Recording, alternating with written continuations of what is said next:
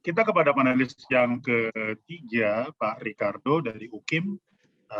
Saya beri kesempatan ini untuk Bapak memberikan sharing dan juga paparannya kepada seluruh peserta. Terima kasih, Tuhan memberkati. Silakan Pak Ricardo. Ya, terima kasih Pak Purim. Terima kasih juga untuk Persetia dan fakultas saya yang memberikan kesempatan bagi saya untuk share pengalaman. Juga Pak Bayu sama Pak Fibri tadi ya, pengalaman yang luar biasa. Saya dulu di kampusnya Pak Bayu, kepala lembaga penelitiannya saat rektornya Pak Mojau. Jadi Universitas Halmahera pertama kali dapat hibah dikti itu saya kepala LPPM-nya. Ya, jadi tipsnya ya dosen-dosennya dipaksa dikurung dalam satu ruangan, saya buat proposal duluan, mereka contohi proposal saya. Dengan tipe seperti begitu mereka ada sekitar 15 proposal yang lolos waktu itu. Ya, jadi salah satu tips untuk lolos hibah dikti itu dosen-dosennya harus dipaksa. Ya, Pak Purim ya, dosen-dosennya harus dipaksa menurut saya. Karena iklim untuk membuat proposal ini susah menurut saya. Oke, saya share screen ya.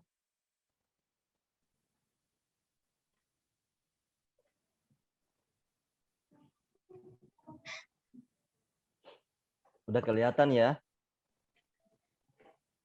Sudah, Pak. Ya, saya diminta share pengalaman ya. Jadi soal penelitian, ya kita mulai dengan ketawa dulu lah. Sudah agak sorean di Ambon.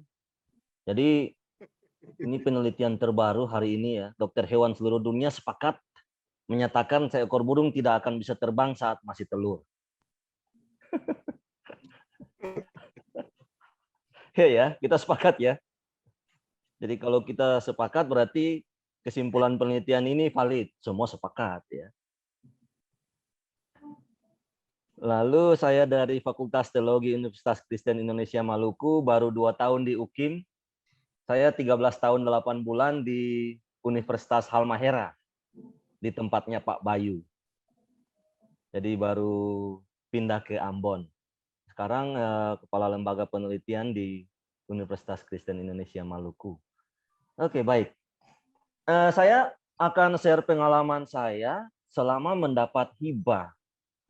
Kebetulan yang saya dapatkan hibah semua itu di DRPM. Dikti ya. Jadi dana hibah saya belum ada yang internal juga, tapi yang banyak ini saya dapat dari Dikti. Ada sekitar 5 kali, tapi saya mulai dengan yang ini dulu. Pertanyaan penting menurut saya ini, apa yang Anda pikirkan ketika mendengar tentang penelitian Dikti? Ya, saya jawab sendiri nih. Yang pertama itu kita akan berhubungan dengan Simlitapmas. Jadi kalau tidak melek teknologi, sudah pasti tidak bisa usul. Ya, kemudian harus punya akun Simlitapmas yang pertama, lalu harus punya akun Sinta yang kedua, wajib. Saya yakin teman-teman sudah punya. Yang berikutnya, ketika orang dengar penelitian Dikti, banyak dosen yang bilang ribet. Malas, ribet, malas baca buku panduannya yang tebal itu. Nah, buku panduannya sekarang sudah agak tipis. Sudah 100-an halaman saja tahun kemarin. Nah, saya dengar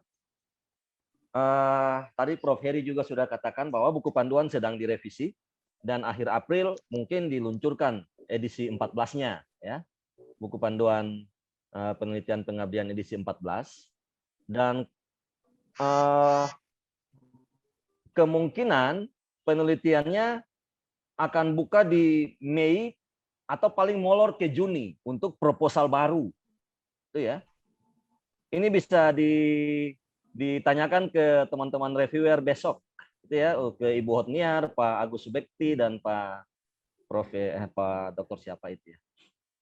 Jadi besok bisa ditanyakan kepastiannya. Tapi saya sudah dengar di grup reviewer nasional bahwa proposal dikti akan dibuka pada bulan Mei atau molor ke Juni, gitu ya.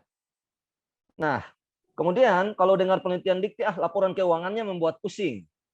Dosen-dosen ini kan malas ngurus administrasi keuangan nih. Jadi malas kumpul kwitansi, masa naik ojek aja harus dikwitansikan. Masa penelitiannya di kampung, tidur di rumah penduduk harus dikwitansikan. Ya. Tapi kalau kita bawa kwitansi sendiri ya bisa aja. Jadi jangan menganggap sesuatu repot sebelum dilakukan. Ya.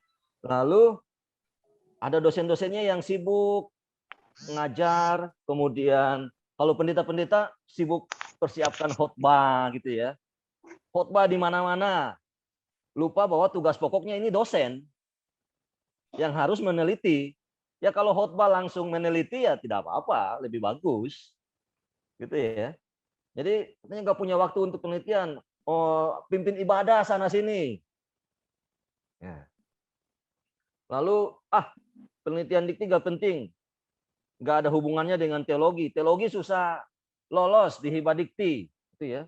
Tadi saya dengar ada saya baca chat-chat yang menyatakan seperti itu. Teologi susah diempiriskan. Jadi susah diproposalkan. Padahal menurut saya ya bisa aja. Teologi kan diempiriskan lewat tindakan, tutur kata dan lain-lain jemaat. Itu ya. Jadi bisa diteliti.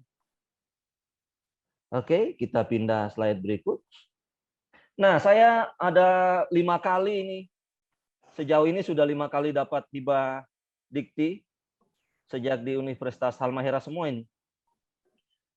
Jadi yang pertama 2 kali PDP, kemudian nggak bisa lagi penelitian dosen pemula, 1 kali hibah bersaing tahun 2015, lalu 1 kali hibah disertasi doktor tahun 2017. Saya kelar doktor itu tahun 2019. Padahal tahun 2019 itu saya ajukan proposal dengan magister. Ya. Jadi saya bukan ajukan proposal riset dasar dengan doktor, tapi dengan magister. Dengan kualifikasi akademik magister. Jadi jangan berpikir bahwa yang magister tidak bisa dapat dana hibah besar di dikti. Ya. Saya ajukan 600 juta, saya dapat sekitar 458 juta. Untuk 2 tahun, sudah selesai tahun kemarin. Lalu 1 kali gagal. Ya, tahun ini saya gagal. Alasan kegagalan itu seperti surat kami yang dibalas Prof. Heri sebagai PLT Direktur DRPM, itu karena ada pemangkasan anggaran, lalu passing grade kelolosannya dinaikkan. Padahal proposal saya kalau dinilai untuk tahun 2019 dan 2019 itu sudah memenuhi passing grade-nya. Tapi kali ini nilai proposal ini 73 loh. Itu besar, sudah cukup besar. Yang lalu lolosnya hanya 60 nilainya. Nah, tahun ini passing grade-nya dinaikkan lebih dari 75. Ya, jadi proposal itu sudah lolos di reviewer, tapi ada penetapan juga di DRPM disesuaikan dengan kecukupan anggaran. Jadi jangan berpikir bahwa kalau sudah lolos di reviewer lalu lolos juga di dikti. Ada penetapan terakhir di dikti dan proposal kita bisa gugur di situ. Itu ya. Jadi jangan takut gagal seperti Pak Febri tadi bilang. Ya tidak gagal kali ini ya usul lagi terus, usul lagi. Belum tentu kita menang terus dalam sebuah kompetisi. Jadi jangan patah semangat. Terus terang saya ini juga reviewer nasional yang menilai proposal-proposal di dikti. Tapi reviewer juga bisa gagal loh. Jadi jangan takut gagal. Yang reviewer aja bisa gagal, tapi tetap semangat. Jadi jangan berpikir semua yang kita buat, yang hebat-hebat itu bisa terus tembus. Itu ya Bapak Ibu.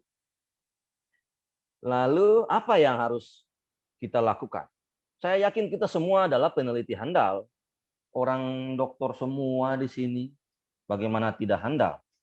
Lalu apa yang harus kita lakukan untuk mendapatkan pendanaan dikti? Saya yakinkan sekali lagi bahwa penelitian teologi itu bisa diempiriskan.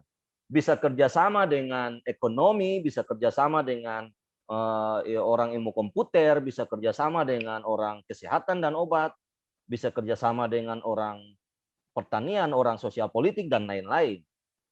Ya, jadi kita bisa jadi ketua peneliti dengan anggota dari orang sosial politik, orang ekonomi, dan lain-lain. Jadi jangan berpikir bahwa teologi tidak bisa diproposalkan. Sekali lagi, semua boleh. Yang penting memenuhi panduan penelitian. Jadi silakan berkaca pada panduan penelitian yang diberi oleh pemberi dana, gitu ya. Nah, ini slide terakhir saya sebelum terima kasih. Langkah bijak, ya kita orang-orang bijak semua di sini. Sebelum buat proposal, baca dulu panduan terbaru. Jangan malas baca, lalu cuma mencontoh di proposal yang diminta dari teman-teman. Ini satu tips penting. Jangan hanya membaca proposal punya teman, tapi bacalah panduan. Dan belajar buat sendiri. Karena belum tentu proposal yang dikirim oleh teman atau diminta dari teman itu semuanya memenuhi unsur di panduan. Bisa saja ada yang salah. Ya. Kemarin saya nilai proposal yang dari Universitas Halmahera itu yang disebutkan Pak Bayu tadi, Ibu Ramelia Dalensan itu, saya yang nilai proposalnya, saya beri nilai 100. Karena proposalnya sangat menarik dan masalahnya kekinian. Dan ada kerjasama dengan ilmu lain. Kolaborasi yang sangat ditekankan oleh dikti sekarang. Ya. Jadi saya yang nilai proposal itu Pak Bayu. Nilainya 100, bersih di Simnitapmas. Ya. Oke, kemudian sesuaikan proposal dengan panduan.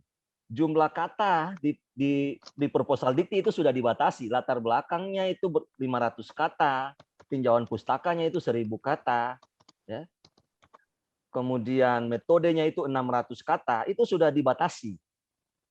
Dan reviewer akan mengcopy paste perbagian itu ke Word dan menilai dan menghitung jumlah katanya.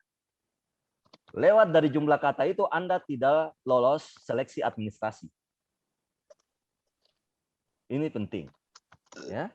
Lalu cara mengutip. Jangan sekali-kali memakai cara kutip di fakultas kita masing-masing tanpa melihat panduan. Kemarin yang sudah lolos administrasi pun di grup reviewer diminta dibatalkan karena mengutip pakai nama dan tahun, dalam kurung nama dan tahun. Padahal yang diminta di proposal itu adalah pakai kurung kotak terus angka di dalamnya. Pakai sistem penomoran. Kalau dipakai software itu pakai IEEE. Kalau di dikti, ya DRPM. Saya ingatkan ini karena yang lolos seleksi administrasi pun digagalkan di seleksi substansi. Saya ada di dalam proses penilaian ini, jadi saya tahu persis untuk Bapak Ibu. Lalu buat daftar pustaka. Itu sistem penomoran juga, jadi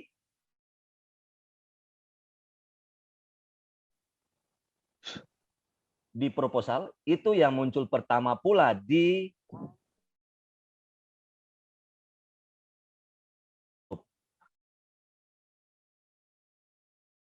kutip harus mutakhir 10 tahun terakhir. Itu ya. Lalu pastikan kapasitas peneliti. Ini yang mau saya bilang ke Bapak Ibu, para dokter di sini. Karena walaupun kita dokter, belum tentu kita memenuhi persyaratan. Ini saya bilang untuk yang hibah dikti. Belum tentu kita memenuhi persyaratan walaupun kita dokter. Kita sudah memenuhi persyaratan riset dasar misalnya, dokter, asisten ahli, jabatan fungsionalnya. Tapi ada syarat kedua. Syarat kedua adalah memiliki 2 artikel internasional bereputasi. Jadi, reviewer akan melihat di rubrik penilaian itu akan ditelusuri. Bapak Ibu sudah punya 2 publikasi internasional bereputasi atau belum? Sebagai penulis pertama atau penulis korespondensi. Ya. Sebagai penulis pertama atau, pakai kata atau ya, penulis korespondensi. Kali ini proceeding tidak boleh, tidak bisa ya, bukan tidak boleh, tidak bisa. Yang dinilai adalah jurnal internasional bereputasi. Yang bereputasi itu yang mana ya? Bagi reviewer dilarang menafsir. Ini saya share pengalaman sebagai penerima, tapi juga sentil-sentil sebagai reviewer. Jadi, teman-teman, yang bereputasi yang dimaksud di situ adalah yang terindeks Scopus atau Web of Science. Tidak ada yang lain. Jadi kalau belum ada tulisan sebagai penulis pertama di Scopus atau yang nongol-nongol di Atlantis Press, ya nilainya rendah. Ya, dan Bapak Ibu tidak memenuhi syarat administrasi. Itu ya. Jadi ini kebanyakan yang membuat para dokter tidak bisa mengusulkan proposal di hibah dikti. Itu ya. Oke, kemudian pastikan rencana anggaran belanja mengikuti aturan pada standar biaya masukan, peraturan Menteri Keuangan terbaru.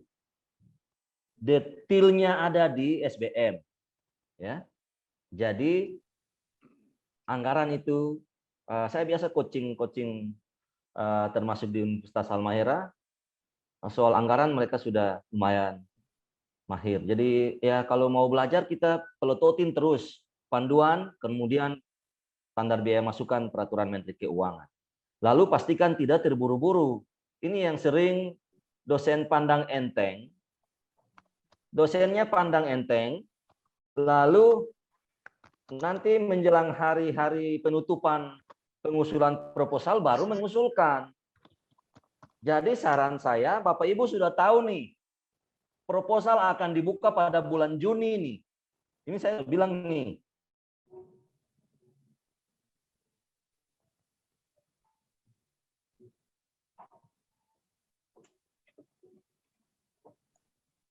Sepertinya gangguan jaringan ya. Ya siapkan dari sekarang.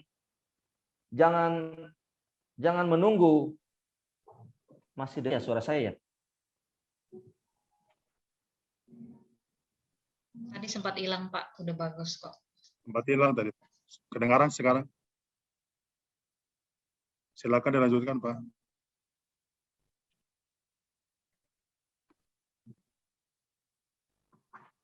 Indeks Scopus. Ini kadang-kadang jadi pemicu juga. Punya Indeks Scopus.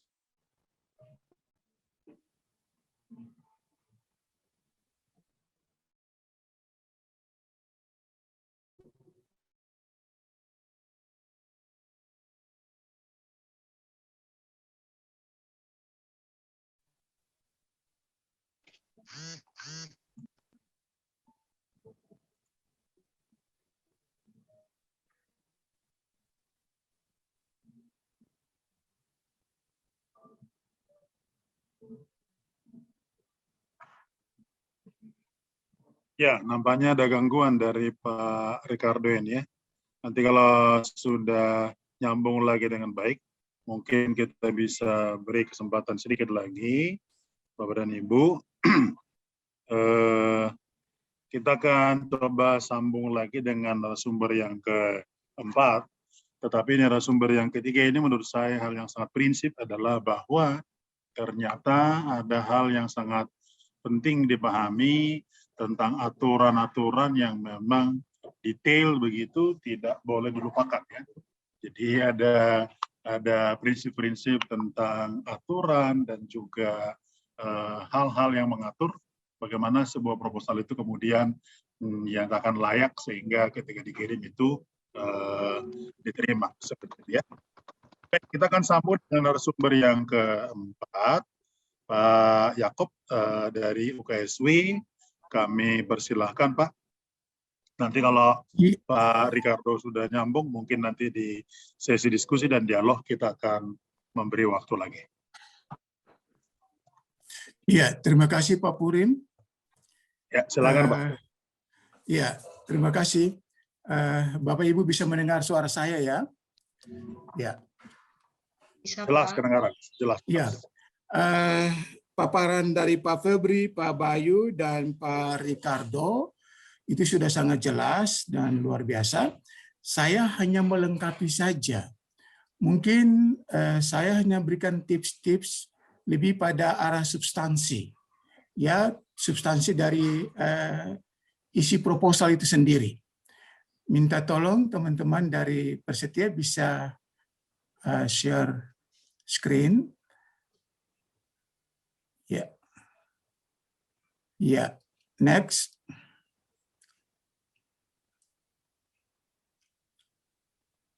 Di berikutnya ya.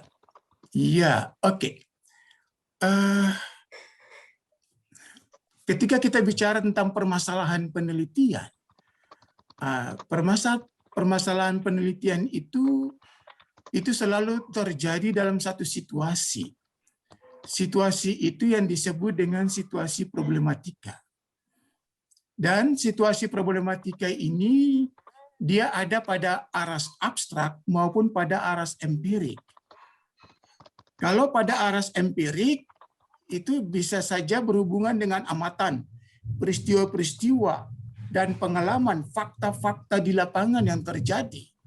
Itu yang bisa diangkat menjadi satu permasalahan penelitian. Kemudian situasi problematika pada aras abstrak, itu bisa datang dari teori-teori, perenungan, hasil penelitian, dan diskusi-diskusi. Nah, itu bisa menjadi satu permasalahan penelitian. Ya. Kemudian kita akan melihat bagaimana permasalahan penelitian ini kita melihat adanya pendekatan apa yang kita pakai dan bagaimana keterkaitan permasalahan penelitian ini dengan metode penelitian yang kita akan pakai. Next, Bu. Ya. Oke. Untuk permasalahan penelitian pada aras empirik, ya, kita akan pakai pendekatan induktif, dan di situ dia akan mengembangkan suatu teori atau konsep dan menata dalil. Jadi, untuk mengembangkan suatu teori, kita bisa mempergunakan metode penelitian kualitatif. Ya, sedangkan pada aras abstrak itu permasalahan yang muncul pada aras abstrak itu kita akan pakai pengampiran deduktif dan dia akan menguji teori, ya, mengukur konsep dan dalil. Karena itu kita bisa pakai penelitian kuantitatif. Jadi di sini ketika permasalahan kita tetapkan, kita sudah bisa melihat metode penelitian yang kita mau pakai apa saja. Metode dan juga mungkin pendekatan penelitian. Saya pilihkan ada metode, ada pendekatan penelitian. Nah, di makalah saya sudah gambarkan penelitian itu bersifat 3 hal. Penemuan. Jadi kalau kita pakai pendekatan kualitatif, penelitian kualitatif, kita akan menemukan atau juga kita mengembangkan satu teori. Kalau kita pakai penelitian kuantitatif, kita akan menguji satu teori. Nah, tetapi sifat penelitian yang ketiga adalah pengembangan. Nah, pengembangan ini dia merupakan gabungan dari kedua-duanya, kualitatif maupun kuantitatif. Jadi dia akan membangun suatu teori. Kalau penelitian pengembangan itu dia tidak hanya membangun satu teori, dia juga bisa membangun produk. Produk itu bisa saja model, bisa saja metode penelitian, atau bisa saja kurikulum dan sebagainya. Nah, jadi untuk penelitian pengembangan itu dia membangun produk. Dia membangun teori sekaligus dia menghasilkan produk, dan produk itu setelah dibangun, dia harus diuji keefektifan dari produk atau model yang kita bangun. Nah, oleh karena itu, kita akan pakai metode research and development. Karena kita menemukan membangun produk, kemudian kita menguji keefektifan produk, metode research and development ini dia tidak berdiri sendiri. Dia perlu diperlengkapi juga dengan pendekatan penelitian mixed method. Ini aja sudah menunjukkan mixed method. Kualitatif dan gabungan kualitatif dan kuantitatif. Dia juga membutuhkan penelitian eksperimen karena untuk implementasi program intervensi. Lalu dalam rangka untuk implementasi program intervensi dia butuh juga orang-orang yang terlibat di dalamnya, karena itu dia juga membutuhkan penelitian partisipatif. Ada banyak orang yang bisa terlibat berpartisipasi dalam penelitian pengembangan untuk menghasilkan suatu produk dan sekaligus menguji keefektifan produk. Orang-orang ini yang akan terlibat, dia berpartisipasi di dalam penelitian tersebut. Nah, juga jelas dia harus dibantu juga dengan deskripsi analitis. Berikut. Ya, jadi untuk penetapan permasalahan kita harus tahu ada dua alasan. Alasan rasional, ada kesenjangan antara teori dengan fakta di lapangan. Itu yang menjadi pemikiran untuk menetapkan permasalahan, penetapan permasalahan. Lalu alasan esensial, kemungkinan kompleksitas terjadi kalau masalah itu dibiarkan.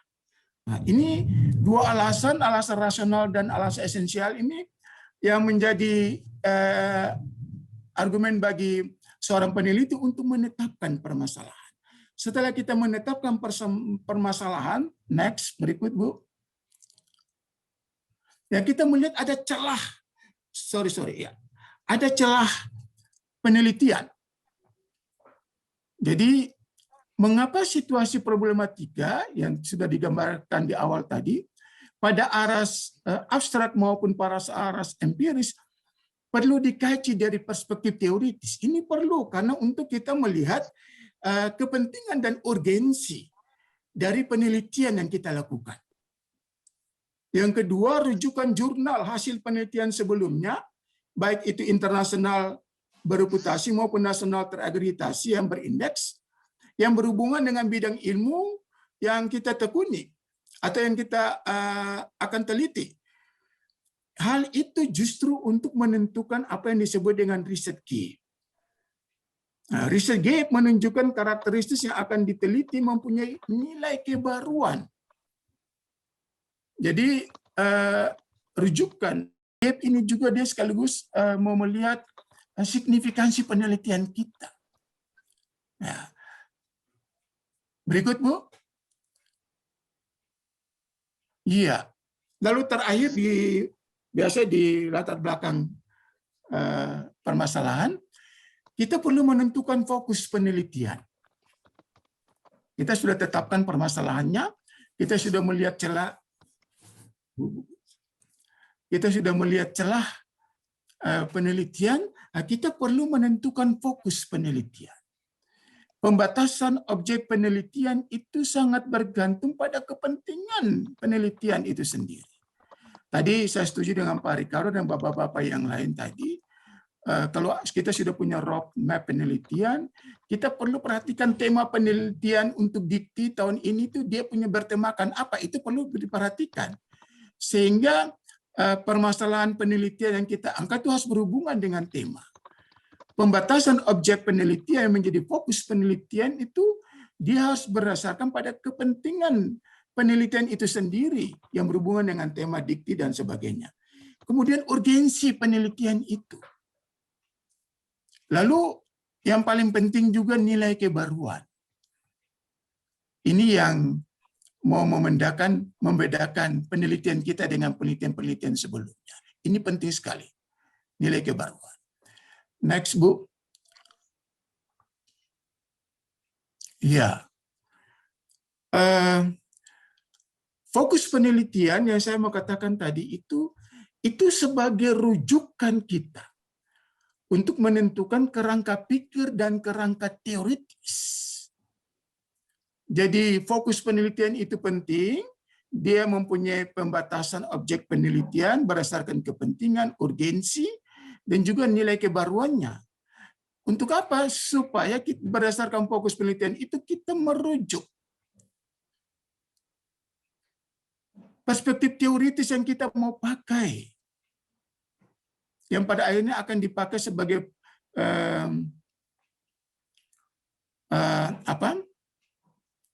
pisau ukur untuk mengkritisi hasil penelitian kita.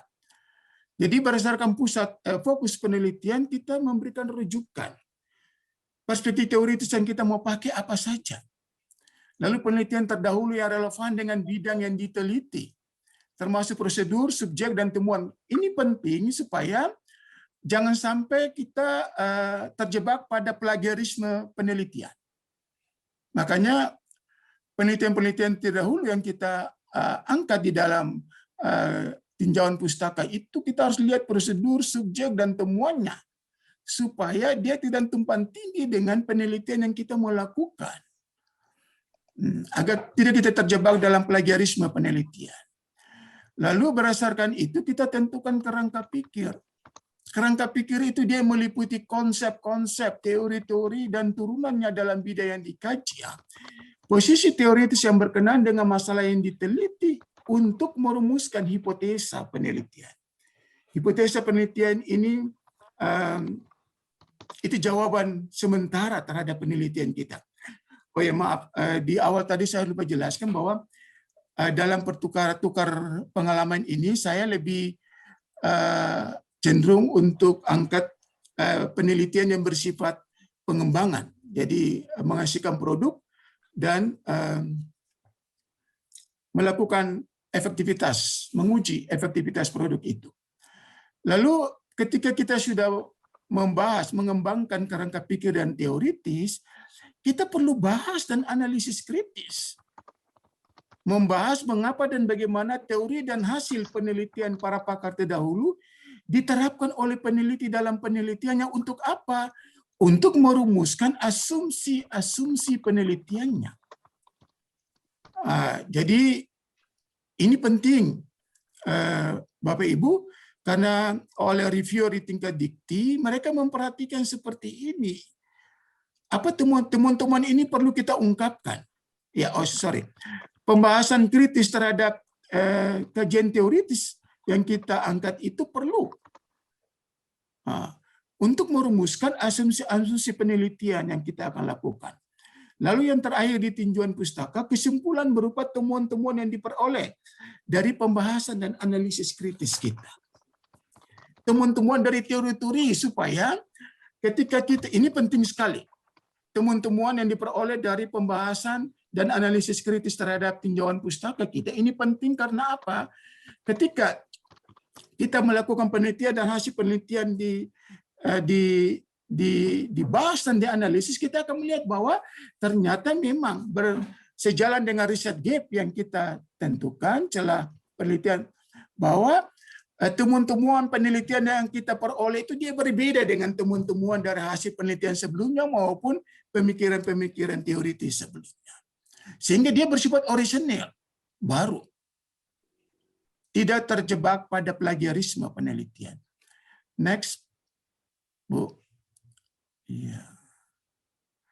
Ya, tadi kita sudah lihat ketika kita menentukan permasalahan, menetapkan permasalahan, ada keterkaitan dengan teori, juga dia sudah berkaitan langsung dengan metode dan pendekatan penelitian.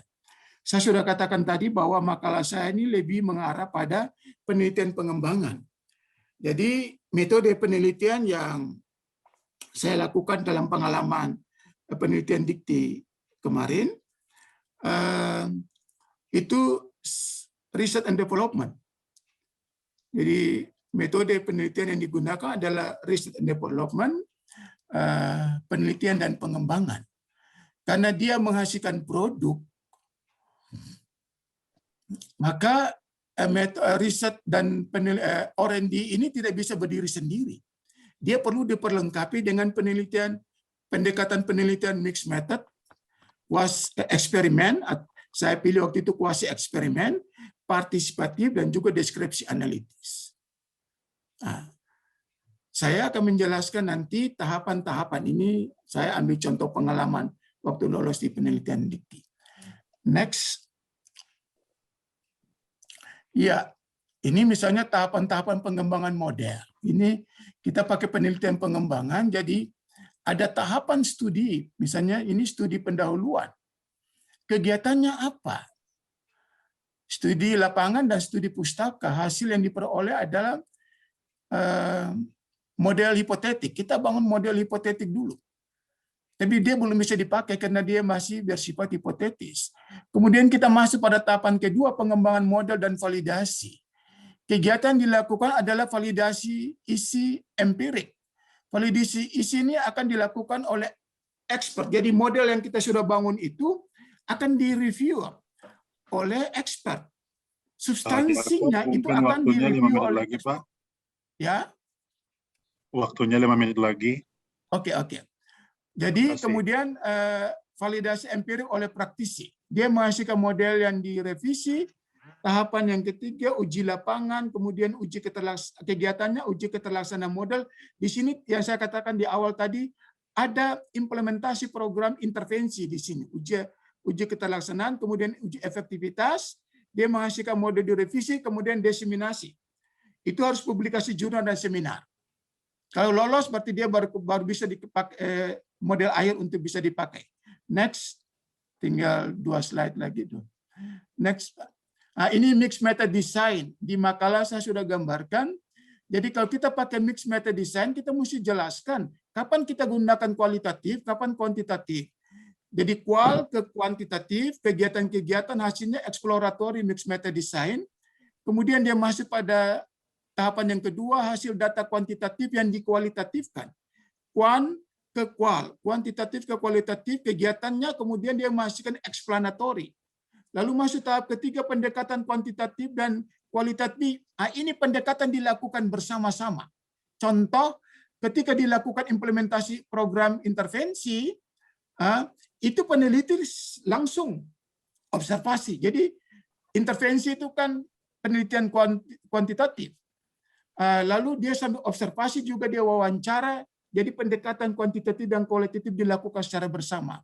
Yang terakhir itu interpretasi dan analisis data. Jadi pada saat pendekatan dilakukan bersama, di situ juga analisis data dilakukan bersama. Setelah dilakukan, nanti ada post-test, pre-test, dan post-test olah data itu, kemudian itu dilakukan bersamaan dengan observasi dan analisis. Next. Ini pendekatan penelitian. Saya pakai, ada eksperimen itu ada pre-eksperimen, kuasi-eksperimen, ini non-random. Tapi kalau true eksperimen, dia pakai random. Jadi ini ada kelompok eksperimen, kelompok yang diberikan intervensi program. Jadi ada implementasi program intervensi, lalu kelompok kontrol ini dia tidak dilakukan intervensi. Nanti ketika dilakukan intervensi selesai, dilakukan post-test. Nah, kita lihat bahwa hasil yang kelompok yang ikut intervensi dan kelompok yang ikut tanpa intervensi itu hasilnya akan jauh. Nah, di situ akan diuji efektivitas apakah model itu atau produk itu efektif atau tidak. Yang terakhir, ini pendekatan partisipatif saya sudah gambarkan tadi. Jadi peneliti dia harus misalnya training. Ini kan penelitian saya kepada perempuan korban trafficking. Lalu mereka yang terlibat di dalamnya itu mereka punya kegiatan apa saja. Ini penelitian partisipatif. Berikut, next. Ya, teknik pengumpulan data bisa wawancara, dokumen, fokus group discussion, angket, kuesioner, observasi, terakhir. Berikut. Nah, ini analisis data. Kalau kualitatif kita bisa pakai uji rasional model, uji kepraktisan model, uji coba terbatas. Kuantitatif kita bisa pakai uji validitas dan reliabilitas, uji normalitas dan homogenitas, juga peningkatan uji beda dua rata-rata dan uji perbedaan end gain. Kira-kira itu sistematika sedikit gambaran tentang proposal penelitian untuk dikti. Jadi reviewer sangat memperhatikan unsur-unsur yang saya share tadi. Terima kasih Pak Purin untuk Baik. kesempatan. Terima kasih Pak Yakob dan juga para panelis yang sudah memberikan paparan. Saya yakin bahwa Bapak dan Ibu peserta pasti akan menimba sesuatu dari sesi panelis ini, dari yang pertama, 2, 3, dan 4 ya.